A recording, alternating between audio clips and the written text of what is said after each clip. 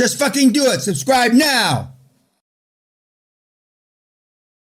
I like to know things, and I don't mind whatever you think is good, bad, or indifferent, but I'm interested to know if you think, having seen my paperwork, me present, well, me... I already told you yes. You think I can make it? Yeah, absolutely. You go, girl. Yeah, you need to get some more muscles, though. You know? Do you genuinely believe that? Because I know. You can't lift weights with me. Sorry? You know, if you read your website, it's like you can lift weights with me, but you can't.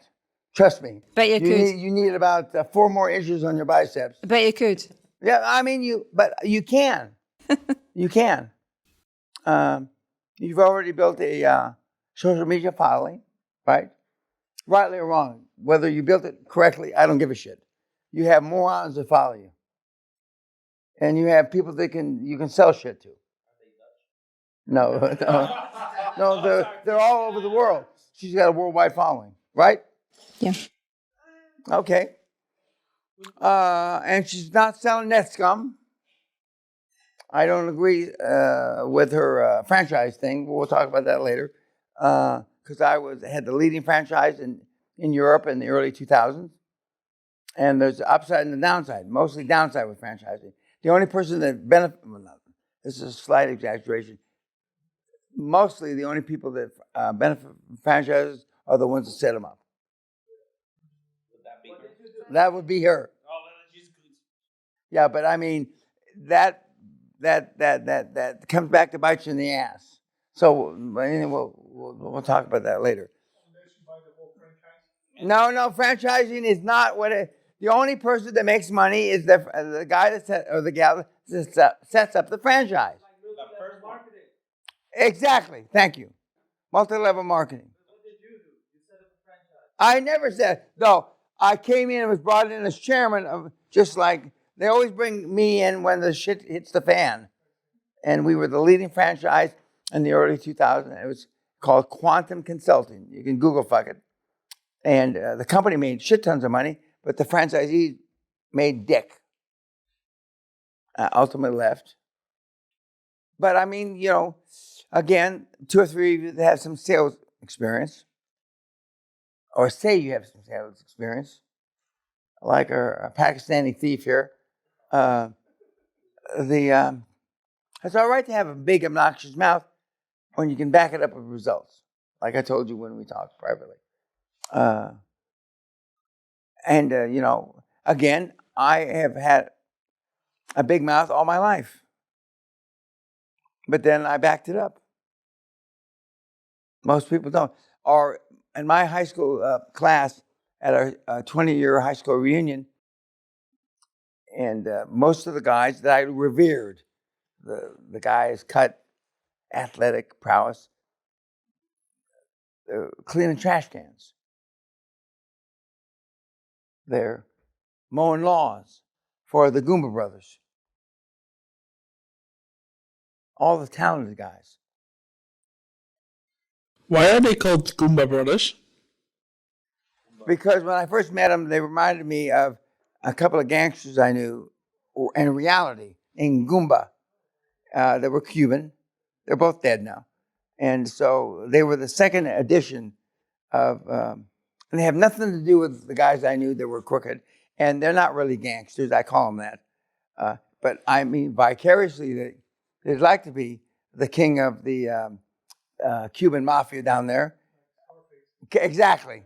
You hit it right on the head, and he knows them well. And but they're good guys, and they've been, you know, they've tripled or quadrupled their business. They made a lot of money. But it was hard for them to adapt. It just was, and I'm not exaggerating. And you're the second guy that indirectly came through them. And you know, as they said in the video, they ranked me with their parents. I'm thankful for that. But I mean, and these guys, you know, I have a lot of following, but the following is based on success. Nobody recommends you to come here because they failed. Carlene's, who the good kids. And he fucked you. And he fucked you. Yeah? Well, what you do about it is not my business. Okay. Okay. Well, he believed, the kid, and he's just a kid. I'm not being demeaning. He's just a fucking kid. How old were you when you were here last? 20. The youngest seminar. Okay, he was a kid. How old are you now? 23. So he learned some shit, but he didn't learn enough. But he learned enough to con you guys. Yes. Well, he is Dutch. Well, even though I say all Dutch aren't thieves, almost all Dutch are thieves, but they can. Nobody can sell a Dutchman like a Dutchman. And and he is smart. I give him that. He's not as smart as he thinks he is, and I happen to be significantly smarter. But I mean, he's smarter than the average moron Dutchman. My donkey, well, Ostu leave and all that horse shit. But I like Old Geneva frozen. And if I can't get Old Geneva, I want New Geneva, frozen. And Vinica weaned me like I was her baby out of a bottle on Old and New Geneva. For the Dutch people, you know what that means. No, I don't. You don't know what Old Geneva is? Old Geneva. We know. Oh, yeah. I need to translate it for them. Those morons. That's why I'm smarter than they are. No, he took their money. I can't say it. So, for learning experience, Mr. Peña, I would like to know how it was that this guy hung the other two guys out of I don't know that. You'd have to ask them. Oh my God. Use the script. We're not here to argue about that, really. The real challenge, the real challenge is how we got an old Dutch couple like yourself and your wife that are set in your ways. You're not going to make any fucking changes. You're a cheap fucking scumbag that won't spend, in the old days, 5 guilders, but you're still here. And Michael Pillefuck fucked you. For real. Because I'm no way, shape, manner, form anything that remotely resembles Michael. But he was the reason that we I know came you here. were the reason. And he sends me people all the time. I said, Michael, how can you do this in good conscience? These people are morons. I believe in you, Dan. You made change my life. Okay, I changed your life, Michael, but I mean, that does not mean that I'm going to change every fucking moron Dutchman's life. But he believes in me. It's obvious he believes in me. There's no question about that. But I mean, for somebody that's over the horizon, doesn't mean you can't change, but the odds of you two changing are remote, if non-existent. We have no plan B. God bless you. Then you got a chance. Thank you. That's similar to what your wife said. Thank you. Yeah. And why she's married you, I have no fucking idea. But that's a whole other story. And I know she's sitting behind there. Yeah. Why, as some of you gals that have been, why you pick these fuckers is, I don't know why. But anyway, that's not my business. Not my business. As I've told you, my wife's mother is now got dementia, who likes me now. After all these years, now she likes me. And she hugs me and kisses me, thanks me for taking care of her. And I don't do shit. Sally does it all. And if candid, it pisses Sally off because her mother doesn't recognize her, but her mother likes me. And for those of you that have suffered through dementia, that's a bitter pill to swallow. And I said, oh, Joe, it's okay. We're going to take care of you. And what? It's okay. And Sally says, Dan, you've never said a kind word to her.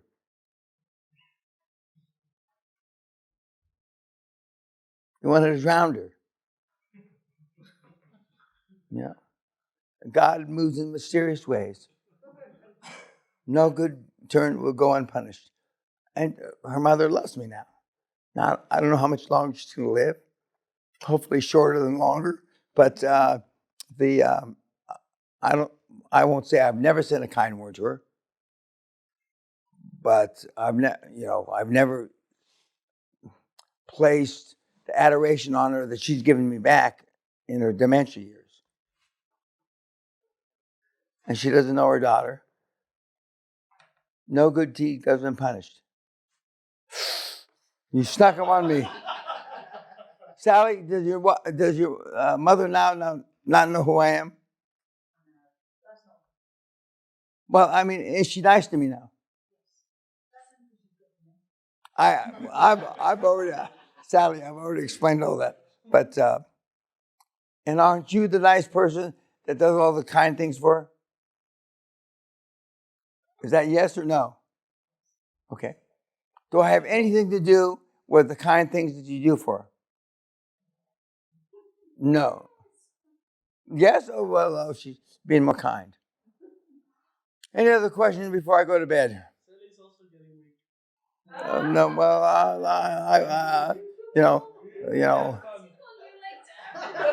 I wouldn't say that. Yes, sir. Wait.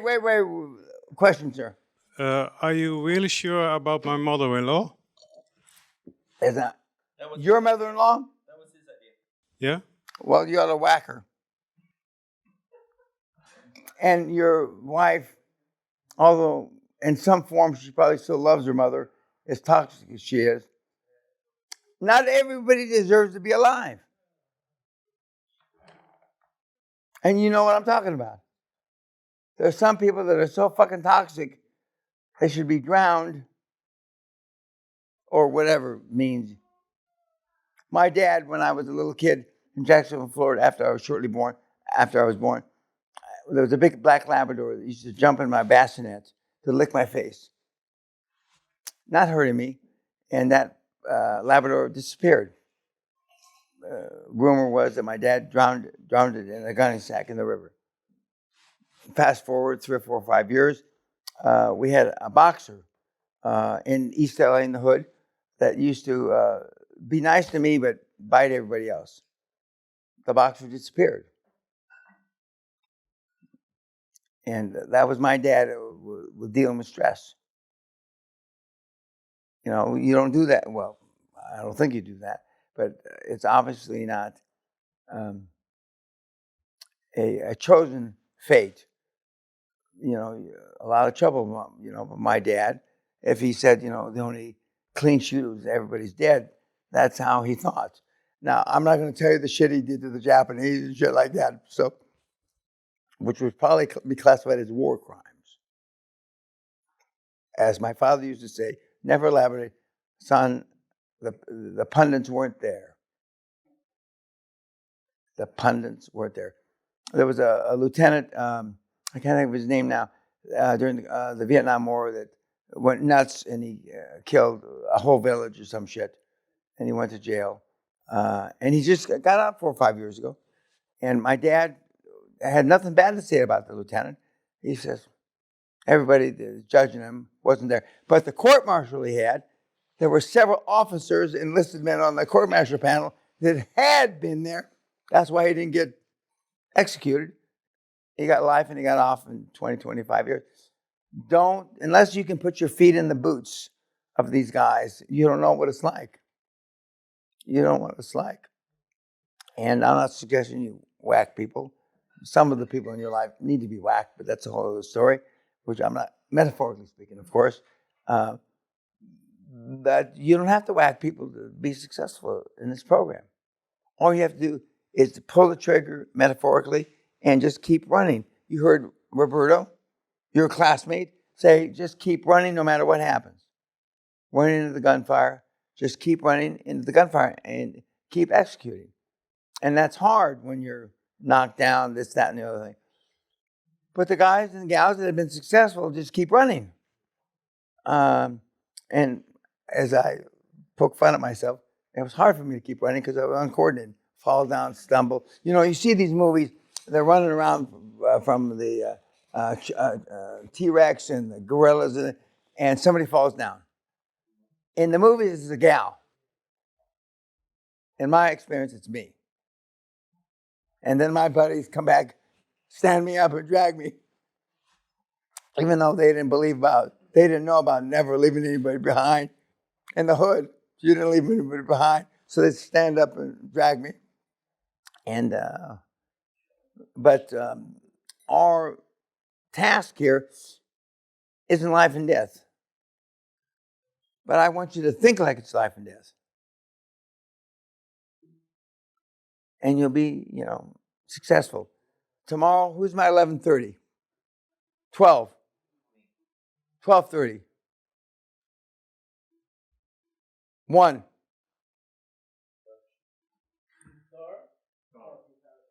1:30.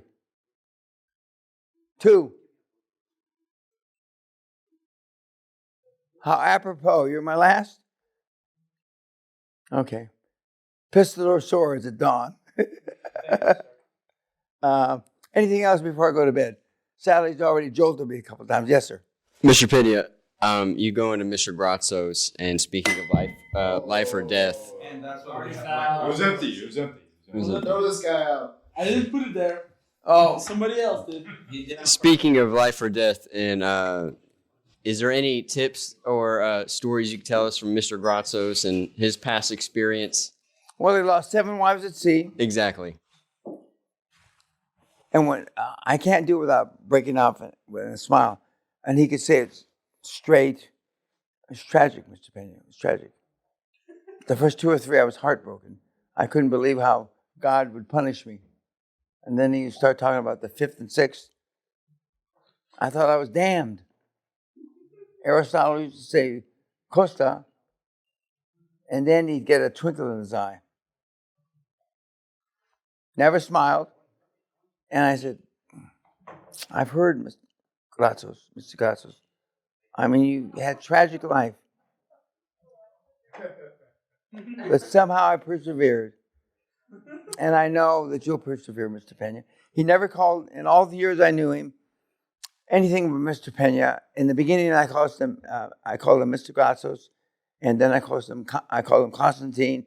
And then Costa. And I mean, he treated me like the son. Traveling on the Onassis train was like in the movies. His favorite hotel in San Diego was the Del Coronado, and he just treated me well. I never paid him for any of our deals. I never got paid for any of the deals that I performed.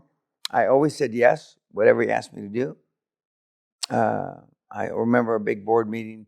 He said, Mr. Peña, weren't you an intelligence officer? No, well, that's a stretch. Yes, I served as an intelligence officer at one point in my career. But my training is infantry combat. Mr. Peña will be taking over the invasion of Haiti for us. I try to look unstunned. And the Vatican and all these guys were involved. Mel DeMarcos. I'm 20-something. What can I fucking possibly know about invading a country? But I was gung-ho as shit. And it was, I raised an army or mercenaries of 230, 40 guys. Not overnight, but 2-3 weeks. Based on my dad. Trigger time with Peña? They thought, Manny Peña. Fuck! I mean, that's 20 years ago. We're in. And then I show up. I could barely shave. What's he doing here? He's Manny's kid. All they said is, you chip off the old block. And some of the guys lied and said yes. He's had all this training. I wasn't a chip off the old block. But I was game. You have the training to go out and rip these guys. And what we're doing is reasonably legal. So, I want you to do it. Guys, for those of you that I'll see you tomorrow, thank you very much. Travel safely.